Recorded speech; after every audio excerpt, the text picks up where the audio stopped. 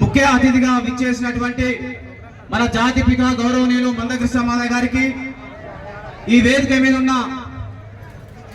ఉద్యమ రాజకీయ రథసారథులందరికీ, ఈ కార్యక్రమాన్ని విజయవంతం చేయడం కోసం వివిధ గ్రామాల నుండి తరలి వచ్చిన మాదిగ ముద్దు బిడ్డలందరికీ మాదిగ రిజర్వేషన్ పోరాట సమితి తరఫున మా సామాజిక ఉద్యమ నమస్కారాలు తెలియజేస్తున్నాం.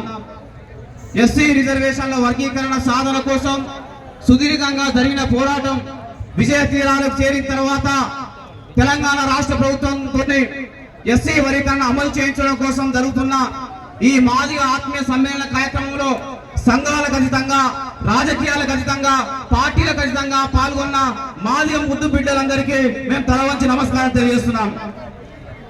మాదిగ ప్రజలారా, మనం ఏ పార్టీలో ఉన్నా, ఏ సంఘంలో ఉన్నా, ఏ వ్యవస్థలో ఉన్నా కులపరంగా మనం అందరం ఎప్పుడు ఐక్యమత్యంతో కలిసికట్టుగా ఉండాలని ఈ సందర్భంగా మీ అందరికి నేను విజ్ఞప్తి చేయడం జరుగుతుంది. మీరు ఏ పార్టీలో ఉన్నా, ఏ సంఘంలో ఉన్నా, ఏ వ్యవస్థలో ఉన్నా ఎంఆర్పిఎస్ ఉద్యమం మన జాతికి కన్న తల్లి లాంటిది అనే విషయం మీరు అందరూ అర్థం చేసుకోవాల్సిందిగా మీ విజ్ఞప్తి చేస్తున్నాను. మన తల్లిని ఎంత గౌరవిస్తామో, మన తల్లిని ఎంత ప్రేమిస్తామో, మన జాతి ఉద్యమాన్ని కూడా అంతే గౌరవించాలి, అంతే ప్రేమించాలని ఈ సందర్భంగా విజ్ఞప్తి చేస్తున్నాను. అలాగే మన ఎంఆర్పిఎస్ ఉద్యమం 30 సంవత్సరాల ప్రస్థానానికి చేరుకున్నది.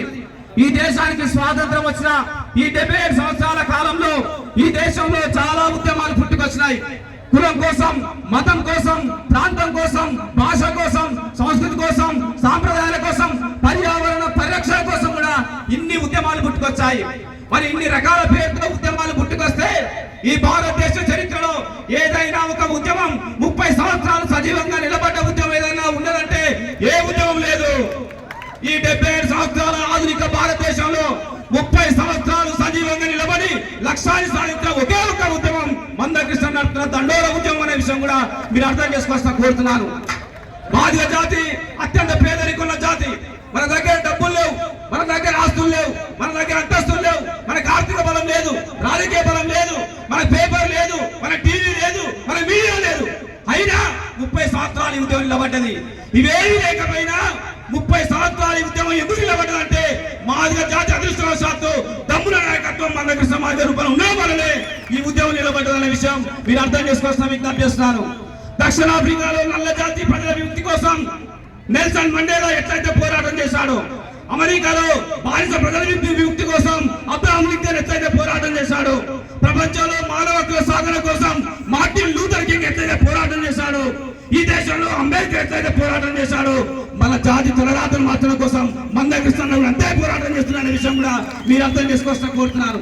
మరి అలాంటి గొప్ప నాయకుడు మన జాతిలో పుట్టినందుకు మనం అందరం గర్వపడాలని చెప్పేసి ఈ సందర్భంగా విజ్ఞప్తి చేస్తూ, మరి మన చిరకాల ఆకాంక్ష అయిన ఎస్సీ వర్గీకరణ సాధన కోసం ఈ వేదిక మీద నుండి గౌరవనీయులు మందకృష్ణ మాదిగ గారు ఏ పిలుపునిచ్చినా ఆ పిలుపును క్షేత్ర స్థాయిలో అమలు చేయడం కోసం రాజకీయాలకు, సంఘాలకు, పార్టీలకు ఖచ్చితంగా మాదిగ బిడ్డలందరూ ఐకమత్యంతో ముందుకు రావాలని చెప్పేసి మీ అందరినీ కోరుకుంటూ ఈ అవకాశం ఇచ్చిన సభకు ధన్యవాదాలు తెలియజేస్తున్నాం. జై మాదిగ, జై మందకృష్ణ మాదిగ.